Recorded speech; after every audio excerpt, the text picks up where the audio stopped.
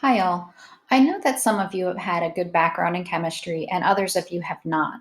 So, I've made this presentation for those of you who don't quite understand the differences between different classifications of matter. If you're somebody who already understands this, you don't really need to watch the presentation. But if you find yourself struggling with these questions, this may help.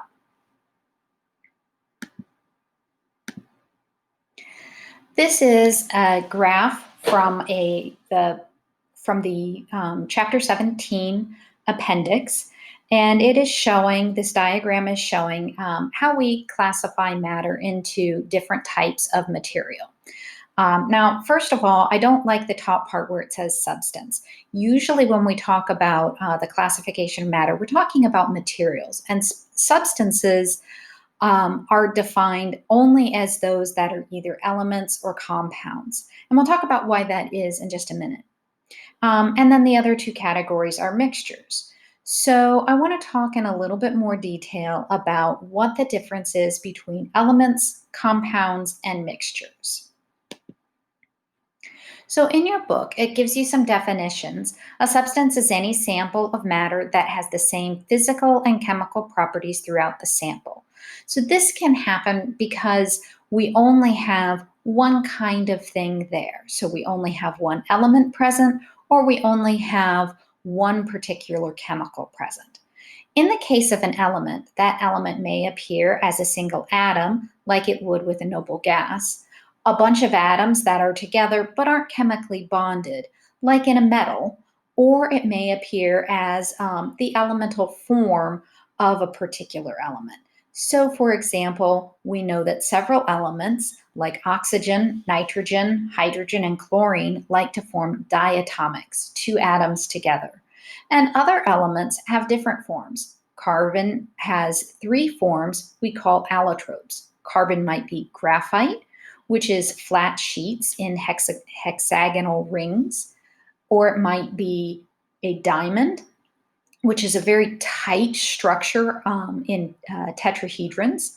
And it may also form what are called buckyballs, where 60 atoms of carbon will form a ball together. In each of these cases, the carbon atoms are chemically bonded to one another, but there's only one kind of atom present, so we still call it an element. In a compound, we have more than one type of element, but we only have one kind of molecule. So we could have 2, 3, 10, 20 different elements, but as long as the only molecule or the formula unit is always the same, then we can call that a compound. So in each of these cases, in order to alter these materials, we have to do some kind of chemical reaction. So I can't get the elements out of a compound without doing some chemistry. And I can't form a compound out of elements without doing some chemistry. I also can't go from one allotrope of carbon to another allotrope of carbon without doing some chemistry. So what is that chemistry? It's the breaking and forming of chemical bonds. So how am I going to know whether something is a substance versus a mixture? Well, one clue to look for is that they only have one type of molecule, or they are composed of separate atoms. This means that substances will have a chemical formula. There are many common substances that you probably already know the chemical formula. H2O for water, NaCl for table salt, C6H12O6 for glucose, which is the sugar that is produced by many plants and the sugar that our bodies use in order to provide energy and to nourish the brain. So if I see a chemical formula labeled with a particular material, then I know that material is a substance. If I look at that particular material and know, or look at that chemical formula and see only one kind of element, then I would call that an element. The other thing I can look at is whether or not the name appears on the periodic table. So for example, oxygen appears on the periodic table, so we would call that an element. Brass, on the other hand, does not appear on the periodic table, so we know that it is not an element. Um, we always, or we can describe the chemistry of substances with chemical reactions. So we can look at how oxygen behaves, um, not just in its physical sense, but how it reacts with other things. So we can say oxygen is often involved in combustion reactions, resulting in fire. We can say oxygen combines with metals to oxidize those metals.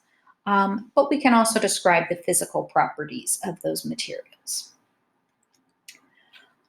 If we are to look at a molecular view or molecular drawing of materials, we might look at something like this. You'll see these drawings often. Remember that we cannot see atoms, even if we were to look through very powerful microscopes, because atoms are much smaller than the wavelength of light.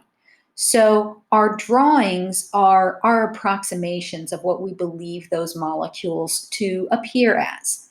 At that level, they don't actually have colors. So when we have colors, we use those to distinguish one element from another. From the circle in A and B, you can see we have elements. So A has an element that doesn't actually bond with other atoms. That would be like a noble gas.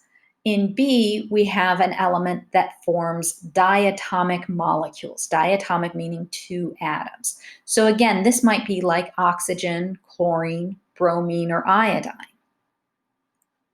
In C, we can see that there are two different colors present in each of those clusters, and the clusters are all identical to one another. So we have a dark gray or black atom in the middle, surrounded by three blue atoms. And each of the molecules that are represented have that same structure. And so that tells us we have a compound, more than one element, but all of the molecules appear the same. Finally, in the last one, we have each of these separate drawings mixed together. Because they are not all the same molecule, that tells us we have a mixture of some kind. So let's talk a little bit more about mixtures.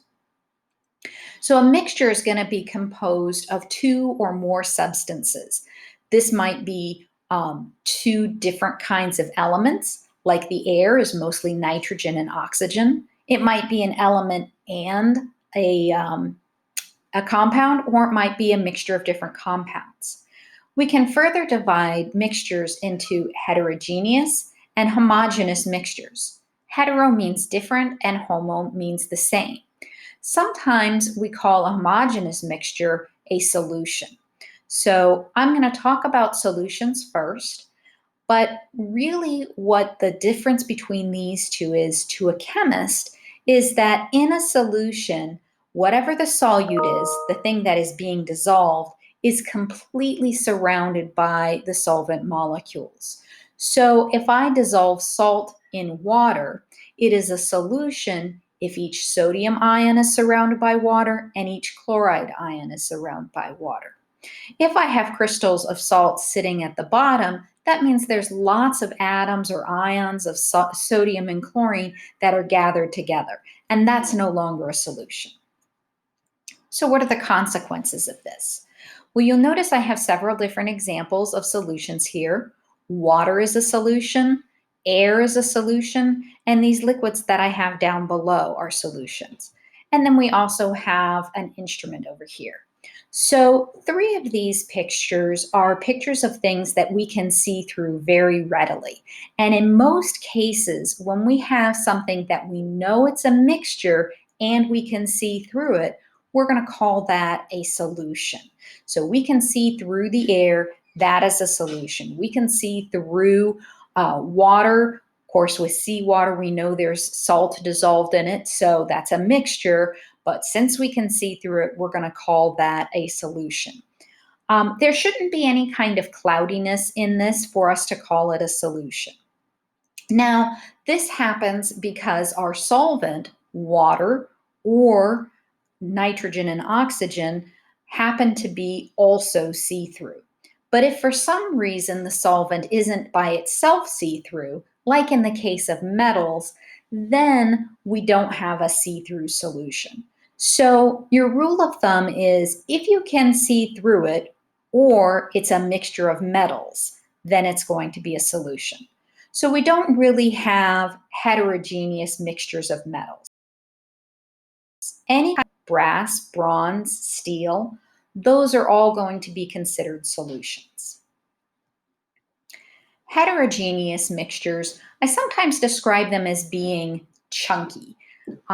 We can have large portions of one particular type of a material. So, on a macroscopic scale, a scale we can see, chocolate chip cookies would be a good example of a heterogeneous mixture. So, you might have one bite that has lots of chocolate in it and another bite that doesn't have any chocolate in it. So, each portion of that particular material is a little bit different. Now, that's just on a very large scale. On smaller scales, we have two kind of broad areas that we can look at to describe heterogeneous mixtures. One way that we describe heterogeneous mixtures is when we have more than one phase present. For example, we might have a gas and a liquid, as is in the case of a cloud, where there are water droplets that are suspended in the gaseous air, or smoke, where we might have solid particles suspended in the gaseous air. This term is often used when we talk about our heterogeneous catalyst. A heterogeneous catalyst is usually a solid that is helping to do chemistry with a gas or a liquid. So there are two different phases present. When you know there are two different phases present, automatically you know it's heterogeneous. The other way that we might know something is heterogeneous is if we have a colloid, or sometimes we call it a suspension or colloidal suspension. So anything that is opaque, like milk, has large materials that are suspended in it. Milk is mostly water, and it has some dissolved sugars and salts in it, but it also has large sections of proteins and fat that are suspended in the liquid, making it opaque. So light bounces off of those materials. Now, they're not large enough for us to even be able to distinguish with our tongues, but they are large enough to cause that light to scatter. If we look at something like water that we take from a real source like a pond, often it's not as clear as a solution would be. So you can see in the lower right-hand corner, there's some water, and the light doesn't pass completely through. We can't see behind the glass bottle as clearly as we can see above that water, but still through the glass bottle there. So that tells us that we have a suspension. It's not opaque, light still passes through it, but it still has little particles in there. Now, why is it important for us to know the difference between substances and mixtures and between the different kinds of mixtures? It's more important to know the difference between a substance and a mixture because we can describe chemical reactions of substances. We can put a chemical or a substance into a chemical equation to show what's going on. So, for example, I can put oxygen, water, salt, or sugar into a chemical reaction. But there's no way to write a chemical reaction that just involves milk because there's no chemical formula for milk. I'd need to describe what particular part of that milk was reacting. Maybe the protein, maybe the fat, maybe the sugar, maybe the phospholipids, maybe the water, maybe a combination of those. But milk in and of itself doesn't react as a whole. And that's why we want to know the differences between those things so that when we talk about chemical reactions, we know which chemicals are actually reacting. What about the differences between our solutions and our heterogeneous mixtures? For your purposes, that's not really important. You'll probably see those words from time to time, and so you may just remember what those differences are. But for students who continue on with chemistry, knowing the difference between a solution and a heterogeneous mixture can help you determine when a substance is fully dissolved, like your salt being fully dissolved in water, in which case it looks just like water does. or when it's not completely dissolved, when there is a precipitate forming. If there's a cloudiness present, or if there's solid at the bottom of our test tube, we know it's not completely dissolved and there is something insoluble present there. And so that's a distinction that people who do a lot of chemistry make. All right, so with our mixtures, some things to remember is that mixtures can be separated by physical means. I don't have to do any chemistry to separate those parts. So for example, I can evaporate off the water of milk so that I leave behind a powdery substance that might be dried milk that could be reconstituted later by re-adding water. If I have larger materials, I might use a strainer or a filter to get the solid particles out. And if they're very large, say it's a salad and that salad happens to have olives in it and you don't like olives, you could pick the olives out of your salad. So we have lots of different ways that we can separate those things, but we don't actually have to do chemical reactions. Now, chemists know many ways to separate things beyond just these simple examples, but there are lots of ways we can separate a mixture and still not be actually doing any chemical reactions, not breaking any bonds, not forming any new substances. The other important thing to remember about mixtures is that mixtures can have any ratio. So if I look at water, H2O, the number of hydrogen atoms to the number of oxygen atoms will always be 2 to 1.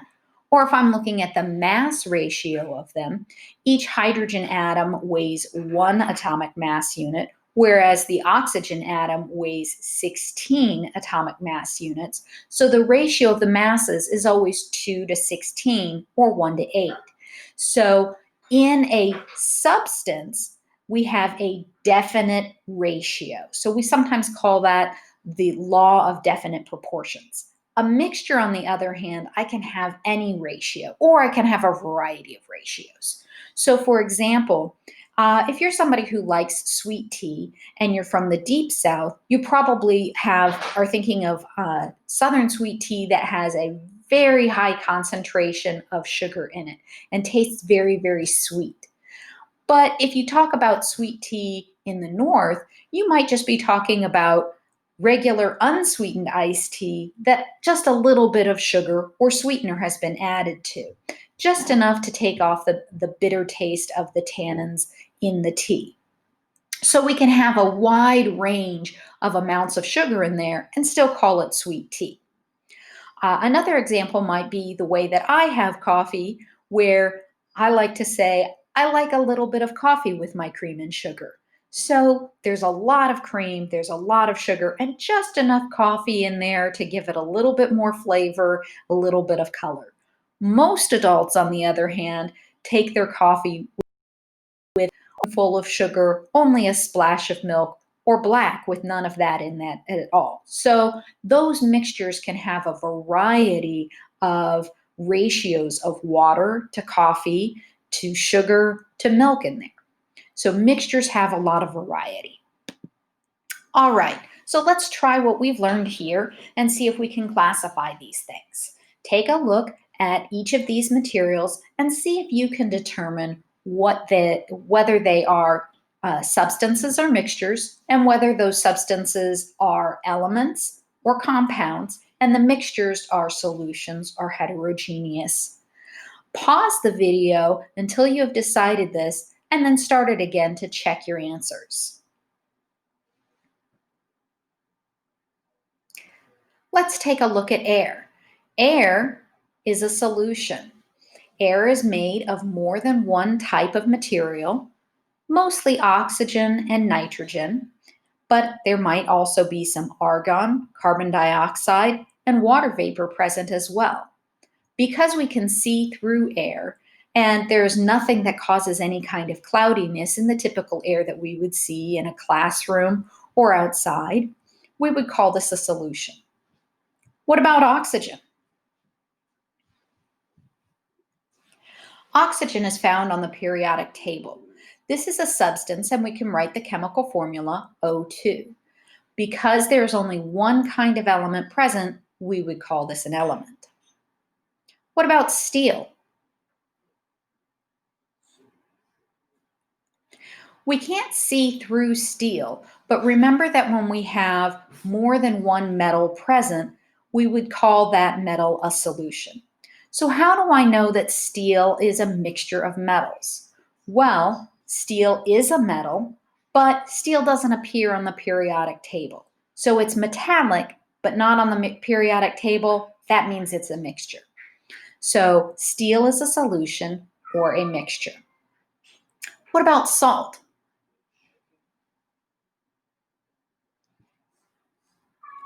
We know salt has the formula NaCl, and if I were to give that to you on a test or a quiz, just to make sure that you didn't panic or have anxiety, make you forget whether or not there was a chemical formula, I would provide it for you.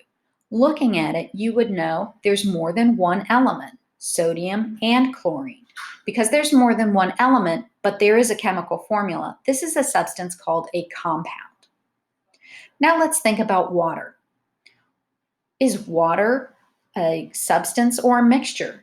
Is it an element, compound, heterogeneous mixture, or solution?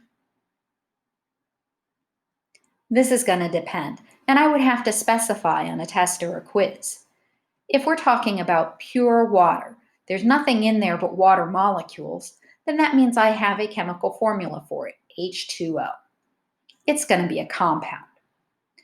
What about tap water? Or water that's coming from a very clear source, spring water or seawater that is very, very clear. Well, in that case, I don't have anything that is making it that has solid particles in it, and so that would be a solution. It's not a pure compound because there's always going to be some other materials present. Tap water is going to contain fluoride, because that's put into the water in areas in this country. And it's also going to contain a few minerals from the source of the water. So, for example, in Georgetown, there's a lot of limestone. And so all of our tap water contains some calcium carbonate. So those dissolved particles we can't see, that tells us that it's a solution, but it's still a mixture. If I were to take that water from a pond or a river after a storm where all of the mud and the different kinds of life that's living in there are mixed up into the water, like a pond, then that's going to be something that is a heterogeneous mixture. So those solids are going to be suspended. It's going to make it so that I can't see through it. It's not clear anymore. And so it's still a mixture because there's more than one thing present, the mud and the water, but it's no longer a solution because the light can't pass through it. If you were able to answer these questions without too much difficulty, you're probably ready to answer questions on the quizzes. If you're not sure, there's a practice on the Canvas webpage. So if you see practice ECSH, that stands for element, solution, element, compound, solution, and heterogeneous mixture, it might be a good idea to look at a few of those before you take your next quiz over this material.